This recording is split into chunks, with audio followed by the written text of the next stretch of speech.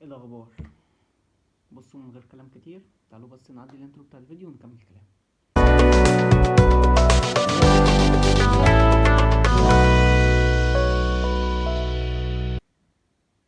آه الحلقة دي ليها غلاوة خاصة عندي، ويعتبر يمكن عشان الانترو بتاعها انا مكتبتوش لوحده، كان شخص عزيز عليا هو اللي مساعدني كتابة الانترو ده.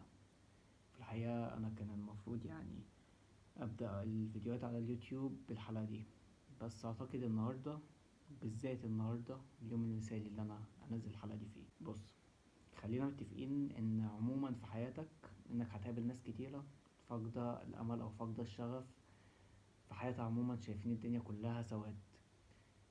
الناس دي بعد عنها، سكة وتغرس لك من غير ما نتكلم كتير وفرهدة. الناس دي تبعد عنها. طب هتبعد عنها ليه؟ الناس دي مش هتديك غير طاقة سلبية.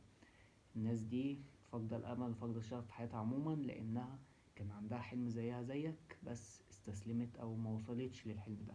فعشان كده بقولك ما تسلمش دماغك لناس زي دي. هيحاولوا يزرعوا على قد ما يقدروا في دماغك فكرة ان حلمك صعب او مش هتعرف توصله او المشاكل هتبقى كتير. فكك من الكلام ده كله، ركز بس على اللي انت عايز توصله، وصدقني ان شاء الله لما توصل لحلمك وتنجح فيه، الناس دي هتبقى اول ناس بتحاول انها تتلزق فيك وتقرب منك، ويقولوا اصلا انهم كانوا بيشجعوك وبينجحوك. ففكك من الكلام ده كله، محدش ليه فضل عليك. انت بتسعى، ربنا بيسعى معاك، فبتوصل لحلم وبتحقق حلمك. وفي الحقيقة الكلام ده اصلا بيودينا كمان لنقطة تانية، انك لو عندك حلم ما ينفعش انك تسعى لحلمك من غير اصلا ما تسعى لرضا ربنا عليك. احنا عموما في الارض دي احنا ضيوف عليها، احنا مكتوب لنا من يوم ما اتولدنا لغاية اما نيجي نموت اللي هيحصل في حياتنا. فمش عايزك تشغل دماغك بحاجات هي اصلا انت مالكش انك تشغل دماغك بيها. الكلام ده ميزان، تمام؟ الميزان ده عندك في الكفة دي حلمك، وعندك في الكفة دي رضا ربنا عليك.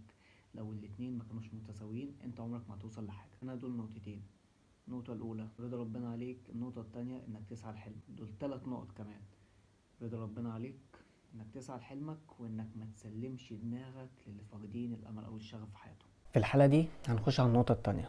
وبص، هي عموما في النقطة دي هي متقسمة أساسا ل3 نقط رئيسية. هناخدهم واحدة واحدة ونتكلم فيهم واحدة واحدة. وما تقلقش، هما مش طوال، وانا هحاول على قد ما اقدر ان انا اختصر الكلام عشان الفيديو ما يبقاش طويل.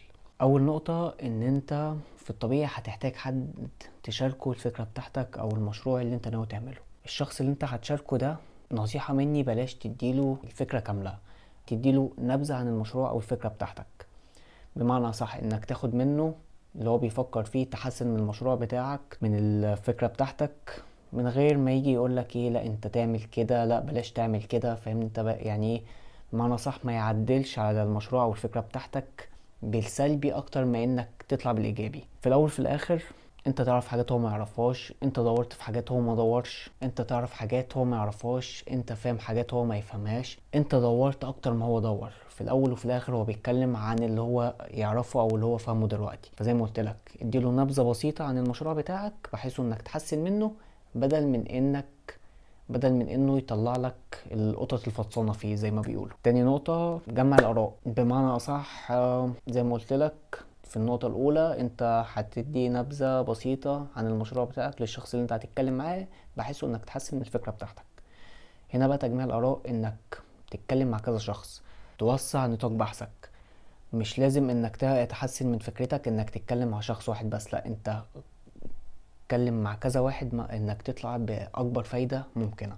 وهنا بدل ما تكون انت جمعت نقطة واحدة من شخص واحد، لا انت جمعت كذا نقطة من كذا شخص، وفي نفس الوقت حافظت على الفكرة بتاعتك، لا وكمان انت حسنتها. هنا هنخش على تالت نقطة، وهي انك ترتب اولوياتك.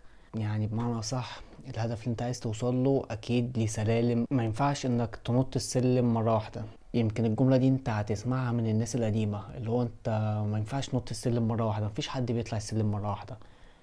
فده فعلا اللي انت المفروض تعمله، ترتب اولوياتك من اقل حاجة لاعلى حاجة عشان توصل لاهم حاجة انت عايز توصل لها، او توصل لاهم نقطة انت نفسك تشوف نفسك فيها. فدول كده 3 نقط نراجع عليهم كده بسرعة.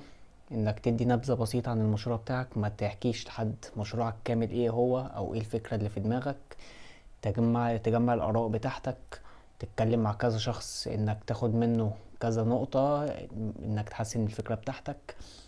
تالت حاجة انك ترتب اولوياتك او ترتب الهدف بتاعك من اقل حاجة او من اقل حاجة اهمية زي ما بيقولوا لغاية اعلى حاجة. وطبعا مفيش حاجة اقل اهمية، كل حاجة مهمة، كل ليفل او كل مستوى انت هتعدي بيه اهم من اللي قبله. ونصيحة يمكن الجملة دي اتقالت لي، انك لما تيجي ربنا يكرمك وتوصل حلمك او توصل لهدفك وشايف حد تاني، او انك لما تيجي توصل لحلمك او توصل لهدفك او حتى بتسعى انك تحققه وشايف حد تاني بيسعى زي ما انت بتسعى، في ايدك حاجة انك تساعده. ما تستخسرش النصيحة، ما تستخسرش انك تفيد غيرك. حتى يعني لما الشخص ده يجي يوصل لهدفه زي ما انت ان شاء الله هتوصل لهدفك، يفتكر ان البني ادم ده ساعدني او البني ادم ده كان طاقة ايجابية بالنسبة لي. حتى لو ما افتكركش، بس يكفي ان اسما او هيتكتب لك عند ربنا انك ساعدت فلان انه يوصل لحاجة كان بيحلم بيها. ويمكن دي حاجة بتترد لك، او ممكن ربنا يكرمك بشخص برضو يفيدك زي ما انت فدت غيرك. بلاش تصعبها على غيرك زي ما اشخاص صعبوا الدنيا عليك انك توصل لحلمك. وبس كده، ده كل اللي كان عندي اقوله لك في الفيديو ده. هحاول على قد ما اقدر اللي انا اعمل جزء تاني للفيديو ده. الفيديو اللي جاي ممكن هيكون مختلف شويه، ان احنا ممكن نصور اساسا في الشارع. قولوا لي رايكم في موضوع حلقه النهارده، وهل استفدتوا منها ولا لا؟ واكتبوا لي تحت في الكومنتات عايزين يبقى ليها جزء تاني ولا لا. لو انتوا متفقين على الموضوع ده ومتفقين على الفكره دي، متنساش بس لايك للفيديو، تشترك في القناه لان محتاجين الدعم ده الفتره دي على قد ما نقدر، وتكتب لي تحت في الكومنتات موافق على الكلام ده ولا لا. استناني في فيديو جديد بموضوع جديد، اشوفك على خير.